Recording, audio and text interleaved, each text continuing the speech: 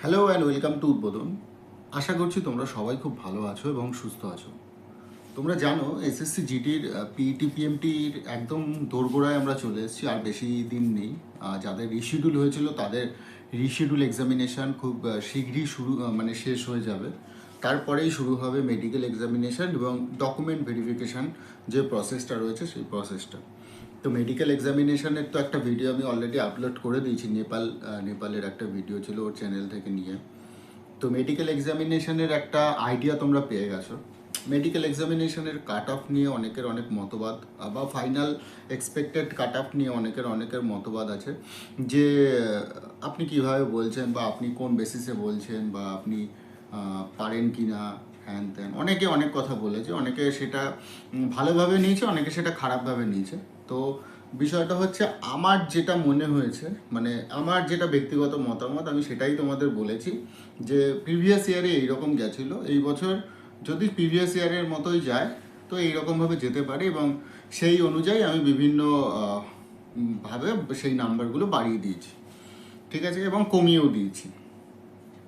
তো এটা নিয়ে তো আর বক্তব্য থাকার কথাই নাই, যেহেতু আমি আমার ব্যক্তিগত মতামত আমি আমার নিজের চ্যানেলে জানিয়েছি। তো সেখানে অনেকে অনেকে অনেক রকমের কমেন্ট করছে যে যাবেই না, কখনোই যাবে না, আপনার কোনো আইডিয়া নেই বা হ্যান ত্যান তো আমি সেগুলো নিয়ে আর কোনো কিছু বলতে চাই না। যারা অফিসিয়াল ডেটা নিয়ে কাজ করেছে, আমার সাথে আরও কয়েকজন আছে, তারাই জানে যে কাট অফটা ঠিক কীভাবে বানানো, এবং যারা পুরো ভিডিওটা দেখেছে যে কাট অফের যে প্রিভিয়াস ইয়ারগুলোকে আমরা যেভাবে অ্যানালাইসিস করেছি, তো সেভাবে তারাও স্বাগত জানিয়েছে, অনেকে অনেক কথা বলেছে।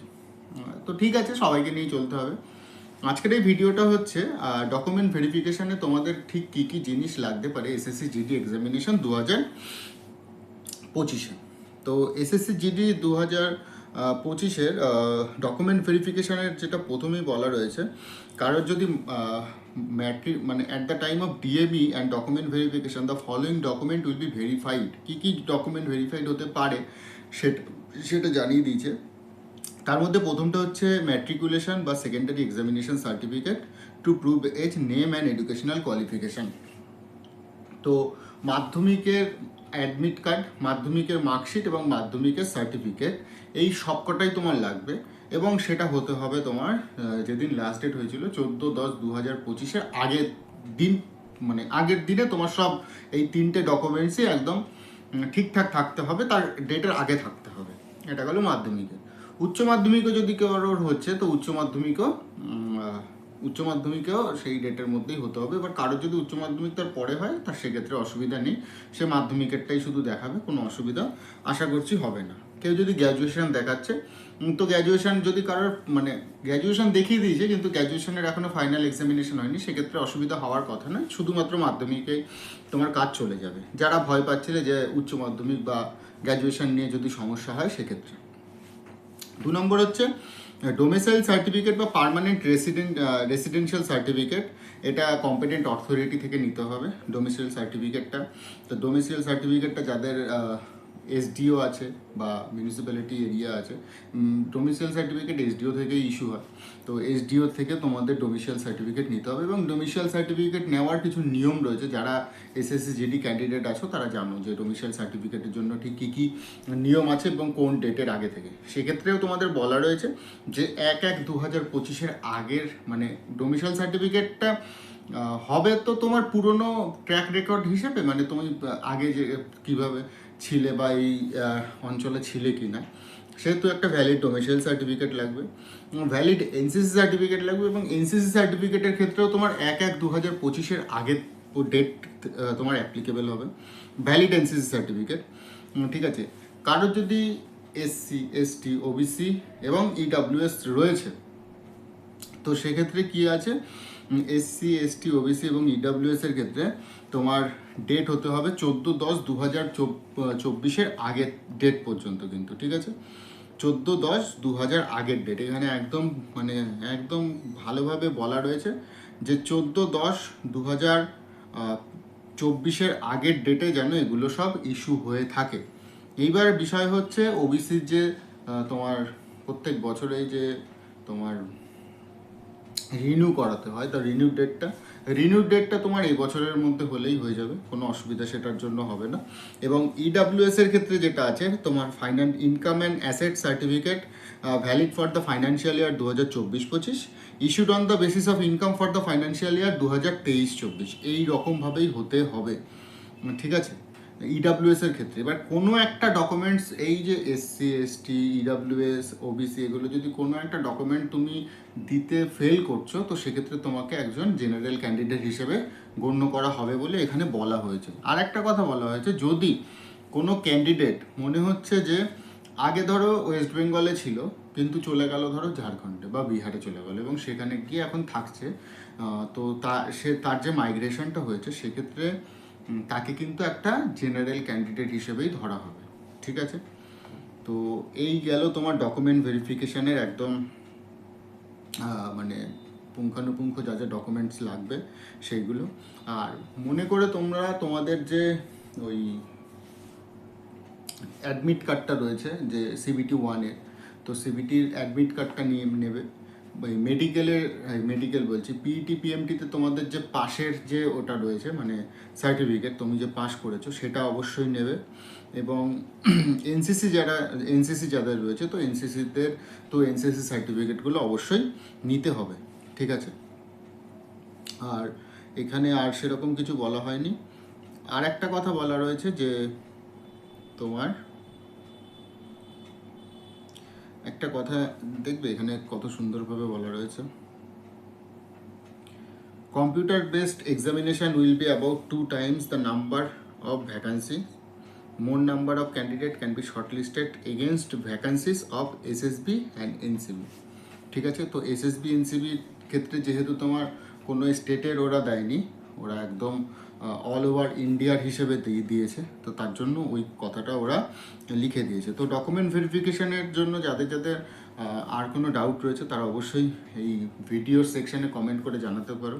আমি আমার সামান্য জ্ঞান দিয়ে তোমাদের বলেই দিতে পারি। আর সাথে করে তোমার একটা এই সবকটা ডকুমেন্টসের সাথে voter ID card, pan card অথবা পাসপোর্ট অথবা ড্রাইভিং লাইসেন্স অথবা স্কুল কলেজের আইডি, এগুলো লাগবে।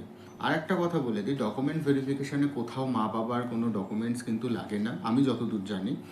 এবার যদি নতুন করে বলে দেয় যে মা বাবার ডকুমেন্টসও লাগবে, সেক্ষেত্রে এটা বলতেই পারে, কোনো অ্যামেন্ডমেন্ট দিয়ে ওরা বলতে পারে বা অ্যাডিশনাল কোনো নোটিশ দিয়ে তারা বলতে পারে। আর একটা কথা, যদি মা বাবার ডকুমেন্টসে কোথাও কোনো ভুল থাকে, মানে তোমার মাধ্যমিকের যে অ্যাডমিট আছে বা মাধ্যমিকের যে রেজিস্ট্রেশন রয়েছে সেখানে দেখা গেল বাবার নাম ধরে নাও RATAN রতন, তো সেক্ষেত্রে হয়ে গেল ROTAN রতন। তো এই রকম যে সমস্যাগুলো রয়েছে সেগুলোর জন্য, বা দেখা গেল মাধ্যমিকের অ্যাডমিটের সাথে আধার কার্ডের কোনো মানে আধার কার্ডের যে নামটা আছে সেটা ভুল আছে, তো সেক্ষেত্রে তোমরা একটা ফার্স্ট ক্লাস ম্যাজিস্ট্রেট দিয়ে এফিডেভিট করিয়ে নিতে পারো। আমার এটা একটা সাজেশন থাকবে তোমাদের জন্য। যদি এরকম কারোর কোনো ভুল থাকছে তো অবশ্যই একটা এফিডেভিট করিয়ে নিও, আশা করছি এতে তোমার কাজ চলে যাবে। আর এগুলো নিয়ে ভয় পাওয়ার কিছু নেই, যেহেতু অফিসিয়াল মানে কাজ, এই কাজের মধ্যে এগুলো ভুল হতেই পারে। তো আমার মনে হয় না এগুলোর জন্য খুব একটা অসুবিধা হবে। তো এখনো পর্যন্ত যাদের যাদের এই ডকুমেন্টসগুলো নিয়ে সমস্যা রয়েছে, তোমরা আপাতত এই যে কয়দিন পাচ্ছ, যেহেতু সামনেই পুজোর ছুটি পড়ে যাবে, স্টেট গভর্নমেন্ট কিন্তু ম্যাক্সিমাম বন্ধ হয়ে যাবে, ঠিক আছে, কিছুদিনের মধ্যে। তো চেষ্টা করো যে তার মধ্যে এই ডকুমেন্টসগুলো ঠিকঠাক মতো করে রেডি করার। আমার ভিডিওতে বলার উদ্দেশ্য এটাই। তো এইটাই হচ্ছে বিষয়। কেননা আমি আমার নিজের জয়েনিংয়ের টাইমে দেখেছিলাম যে যেহেতু আমার জয়েনিং হয়েছিল তোমার ডিসেম্বরে, তো আমার যখন ডিভি হচ্ছে তখন এই অক্টোবর মাসে যেহেতু হয়ে গেছে, তো রাজ্য সরকারের সব অফিস আদালত কিন্তু বন্ধ ছিল, তো সেক্ষেত্রে কিন্তু আমার জয়েনিংয়ের ওই প্রসেসটা এর জন্যই অনেকটা পিছিয়ে গেছে, ঠিক আছে। তো এইটা আমার একটা তোমাদের জন্য মানে বলা রইল যে যাদের যাদের এই অসুবিধাগুলো রয়েছে তোমরা ইমিডিয়েটলি এই জিনিসগুলো অবশ্যই ঠিক করে নিও। কেননা এটা তোমার মানে অ্যাট এ টাইম, মানে কেউ তোমাকে কিন্তু সময় দেবে না, এক্সট্রা কোনো সময় দেবে না। সবার যেদিন হবে তোমারও সেদিন হবে, হয়তো তোমাকে 1-2 দিন বেশি দিতে পারে, এবার যদি তোমার এফিডেভিটটাই না হয়। আর কোর্ট কিন্তু ম্যাক্সিমাম টাইমে ওই পুজোর সময় বন্ধ থাকছে, তো এটা তোমরা একটু দেখে নিও। তো সবাইকে আমার তরফ থেকে অল দ্য বেস্ট। যারা যারা পাস করেছো মেডিকেল পিইটি পিএমটিতে, মেডিকেলের জন্য তোমাদের অল দ্য বেস্ট, এবং ডকুমেন্ট ভেরিফিকেশান যেন খুব ভালোভাবে মিটে যায়, এটাই আমার বক্তব্য। আর যদি এর পরেও তোমাদের কোনো অসুবিধা থাকে তাহলে অবশ্যই এই ভিডিওর কমেন্টে আমাকে, ভিডিওর নিচে যে কমেন্ট সেকশন আছে, কমেন্ট সেকশন খোলা রয়েছে, কমেন্টে বলতেই পারো যে আরও মানে অনেকের অনেক রকম ডাউট থাকছে, তো সেই ডাউটগুলো আমি যতটা পারছি ক্লিয়ার করে দেওয়ার চেষ্টা করব। আর এখনও পর্যন্ত যারা যারা চ্যানেলটাকে সাবস্ক্রাইব করনি তারা অবশ্যই চ্যানেলটাকে সাবস্ক্রাইব করে নিও, কেননা এখানে যতটা পারি অথেন্টিক নিউজ দেওয়ার চেষ্টা করি। আর যারা যারা বলছো যে এই কাট অফ ভিডিওগুলো মানে একটাও মিলবে না, না মিলতেই পারে, কেননা আমি আমার দেখবে যেখানে আমি বলেছি না সব আমার নিজের নিজের মতামত বলেছি। আমি বলিনি যে এটা 100% মিলে যাবে বা এটা 200% মিলে যাবে। আমার মনে হয়েছে যে এইরকম যদি মানে একটা প্যাটার্ন থাকে, তো সেই প্যাটার্নে যদি চলছে, তো সেই প্যাটার্ন অনুযায়ী এইরকম একটা কাট অফ হতে পারে বলে আমার মনে হয়। আমি সবকটাই বলেছি আমার মনে হয়, আমি একটাবারও বলিনি যে এটাই যাবে বা এটাই 100% চলে গেল, এটাই 200% চলে যাবে, এরকম কোনোভাবে আমি মানে দাবি করিনি। তো যারা যারা এই কমেন্টগুলো করছো আমি বলবো এই কমেন্টগুলো করার থেকে একটু মানে শুধরে যাও, কেননা কিছুদিন পরে তোমরাও কোনো না কোনো ডিপার্টমেন্টে যাবে। তো যেহেতু তোমরা ডিপার্টমেন্টে যাবে, আমার মনে হয় সেই জায়গাগুলো তোমাদেরও ঠিক করে রাখার দরকার আছে, কেননা নাহলে যখন তুমি এগুলো কমেন্টে বলছো সব ঠিক আছে, কিন্তু যখন তুমি কোনো তোমার সামনের কোনো অফিসারকে বলবে না, তখন তোমাকে বুঝতেই পারছো কি হতে পারে। তো এই হচ্ছে বিষয়। অল দ্য বেস্ট আমার পক্ষ থেকে। আর যদি কারোর কোনো সমস্যা থাকে অবশ্যই কমেন্টে জানিও, আমি যথাসম্ভব চেষ্টা করব সেই সমস্যার সমাধান করে দেওয়ার। তো অল দ্য বেস্ট। আর এখনও পর্যন্ত যারা যারা চ্যানেলটাকে শেয়ার করোনি বন্ধুদের সাথে, অবশ্যই শেয়ার করে নিও চ্যানেলটাকে। অল দ্য বেস্ট সবাইকে, খুব ভালো থেকো।